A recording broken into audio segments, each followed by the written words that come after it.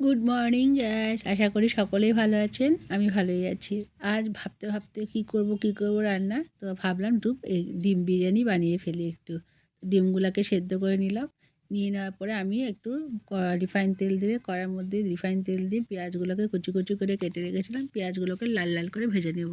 লাল লাল করে ভাজা করে প্লেটে উঠিয়ে নিলাম। ঠিক ওই তেলে আবার ওইটা কিন্তু রিফাইন তেল দেওয়া হয়েছে। রিফাইন তেল দিয়ে এটা করেছি। রিফাইন তেল দেওয়ার পর ওই তেলের মধ্যে আদা বাটা, রসুন বাটা, পেঁয়াজ বাটা, লঙ্কা বাটা দিয়ে দিলাম।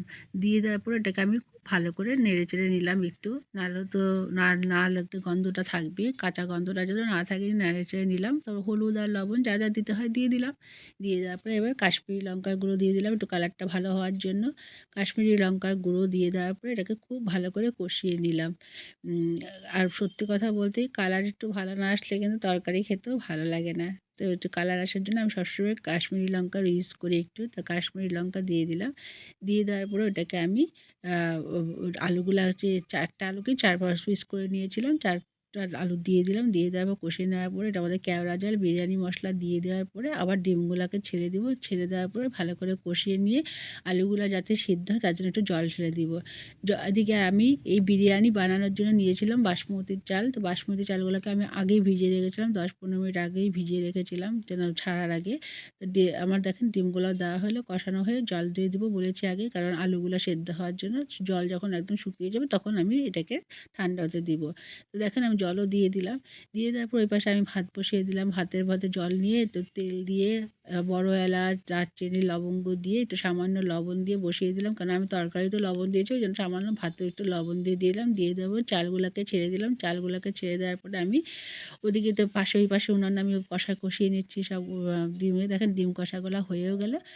হওয়ার পরে আমি এটাকে ঠান্ডা হতে দিলাম। তো ভাতও হয়ে গেল। এটা হতে হতে ভাতের একটা ঝুড়ির মধ্যে নামিয়ে নিলাম, ঠান্ডা হতে দিলাম। তারপর আমি অ্যাসেম্বলি করার জন্য হাঁড়িটাকে সাজিয়ে নিলাম। হাঁড়িটার মধ্যে একটু ঘি দিয়ে দিলাম। ঘি দেওয়ার পরে এটার মধ্যে ডিমটা অর্ধেক ডিম ছাড়বো আর অর্ধেক ডিম পরে ছাড়বো। একভাবেই করতে পারতাম, কিন্তু আমি ২ টা লেয়ারে করেছি এটাকে। তারপর ভাতটা দিয়ে দিলাম।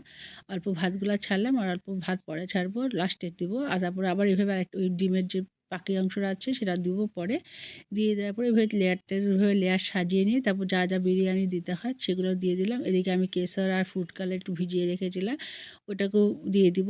এদিকে আমি দেখেন সম্পূর্ণ ডিমটাকে এবার ছেড়ে দিলাম। দিয়ে দেওয়ার পরে এবার আমি দিয়ে দেবো মিঠা আতর, তারপরে কেশর দিয়ে দেবো, কেওড়া জল, সরি কেশর জল, ফুড কালারটা দিয়ে দেবো, কেওড়া জলটা দিয়ে দিব। আর দিয়ে দিব হলো গোলাপ জল। তারপরে দিয়ে দিব বিরিয়ানি মশলা। তারপরে দিয়ে দিব হলো ওই যে কেশর আর ফুড কালারটা দিয়ে দিলাম। বিরিয়ানি মশলা দিয়ে দিব আর একটু ঘি দিয়ে দিব। ঘি উপরেও নিচেও দিয়েছি, আবার উপরেও দিয়ে দেবো একটু ভালো হওয়ার জন্য, খাওয়ার জন্য। তারপরে এটাতে বিরিয়ানি মশলা তো দেবোই, এটা কম্পালসারি দিতেই হবে। আর মিঠা আতরে দিয়ে দিলাম। দিয়ে দেওয়ার পর একটা ফয়েল প্যাকেট দিয়ে ভালো করে এটা ঢেকে দিয়ে তো আর ২০ মিনিটের মধ্যে দম দিয়ে দিব। আর এটা আমি একটা লোহার পাত্রে আর কি লোহার তাওয়াতে বসিয়ে দিয়ে দমটা দিয়েছি। এই ২০ মিনিট ২৫ মিনিট দমটা দিয়ে দিব। দিয়ে দেওয়ার পরে এটাকে খুলে দিয়ে দিব। তারপরে খেতে দিয়ে দিব। তো দেখেন আমি বলেছিলাম লোহার পাত্রে বসিয়ে দিলাম। বসিয়ে দেওয়ার পরে দেখো আমার যখন বসিয়ে দেওয়ার পর যখন ২০-২৫ মিনিট পর এটাকে খুলে দেবো, ফয়েল প্যাকেটটাকে খুলে দেবো। এবং কালারটা বেশ সুন্দর আসছে। আর সত্যি খেতেও খুব ভালো হয়েছিল, দারুণ টেস্ট হয়েছিল। এটা তো খাওয়ার পরে ভিডিওটাকে আপলোড করছি, যেন খেতেও খুব টেস্টি হয়েছিল, দারুণ হয়েছিল সত্যি। তারপরে ছেলেকে দিয়ে দিলাম। ছেলে খেয়ে টেয়ে খেলতে যাবে বলে ওকে আগে দিয়ে দিলাম। তারপরে খেয়ে দিয়ে বলল যে মা, ও আবার ডিম খাবে না, তো ডিম না খেয়ে আলু দিয়েই খাবে। আমি বললাম, আলু দিয়েই খা যখন ডিম খাবি না। তারপর খেয়ে বলছে খুব ভালো হয়েছে। তো আমার এই রেসিপিটা কেমন লাগলো অবশ্যই কমেন্ট করে জানাবেন।